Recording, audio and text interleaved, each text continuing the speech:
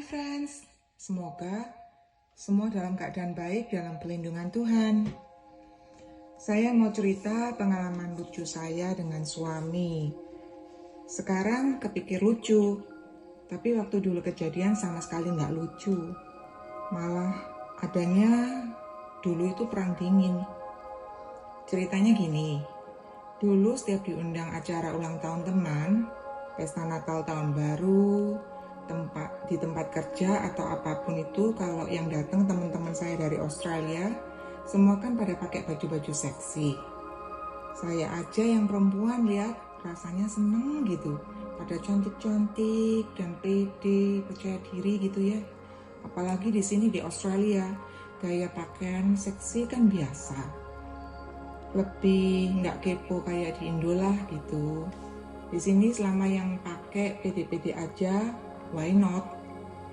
Nah, saya yang lihat gitu kan suatu saat jadi tertarik juga pengen pakai baju seksi. Secara teman-teman saya yang badannya gede-gede aja pada pede, dan saya aja yang lihat seneng kan. Jadilah saya pakai baju seksi. Padahal menurut saya juga nggak terbuka banget sih. Karena saya pikir masih tahu umur lah untuk wanita Asia. Perginya juga sama suami, nggak sendirian. Saya mikir saya yang pakai pede. Suami mestinya kan bangga gandengan sama saya. Tapi ternyata apa yang saya pikirin nggak sefrekuensi sama suami saya. Jadi sepanjang pergi itu suami ngingetin terus.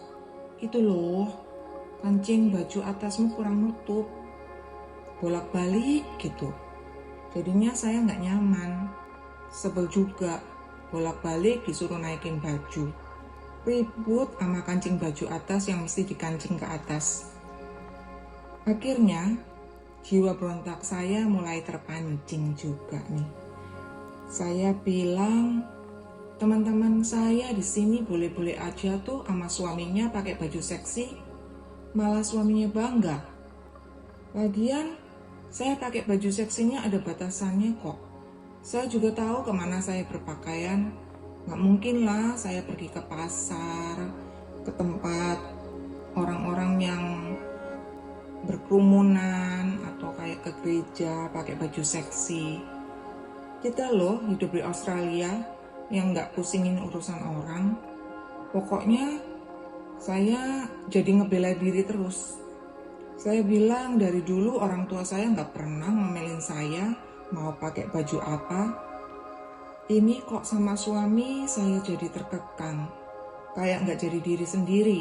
Yang mestinya saya kan orangnya pede ya, karena dari kecil saya kan hobinya nari dan sering pentas.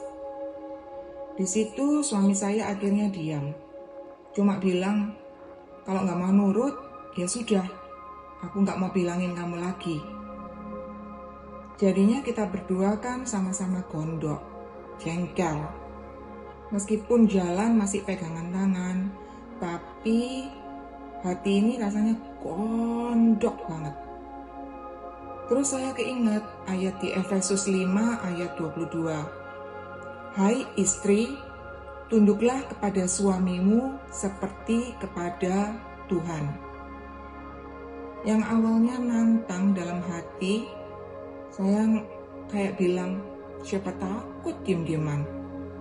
Tapi lama-lama saya nggak nyaman juga ya. Jadi nggak pakai gengsi lah. Saya minta maaf ke suami. Karena keinget terus itu ayat, tunduk pada suami.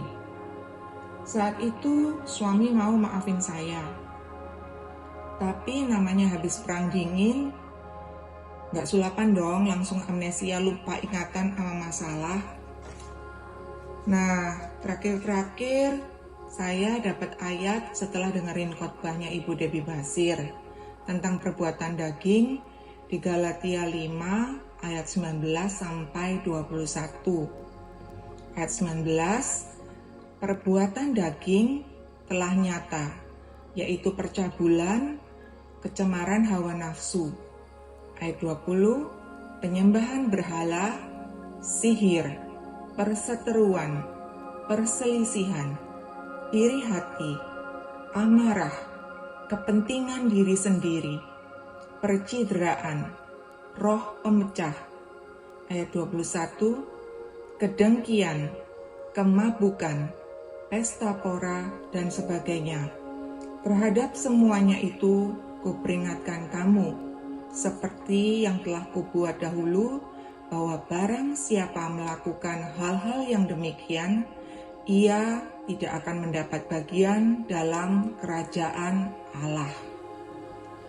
Waduh, jadi yang dulu saya ajak suami perang dingin karena perbuatan daging saya, bikin ada perseteruan, perselisihan, amarah, kepentingan diri sendiri, dan roh pemecah, bikin saya bisa nggak dapat bagian dalam kerajaan Allah dong.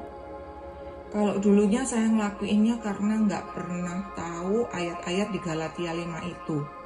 Sekarang yang saya sudah tahu kerasa salah banget sama suami. Jadinya saya beresin lagi sama suami. Kalau saya bilang saya benar-benar minta maaf sama suami, bukan sambil jengkel, cuma mau tunduk sama suami. Suami saya sampai bingung dan senyum. Dia bilang, dari dulu saya sudah maafin kamu kok. Cie. Sekarang sih bisa senyum ketawa ya. Tapi beneran loh, waktu kejadian dulu penuh dengan perjuangan. Patahin gengsi, kerasa nggak salah. Siapa yang takut perang dingin? Ceritanya kali ini sedikit panjang. Sekalian curhat colongan. Thank you ya friends sudah dengerin. El Shaddai.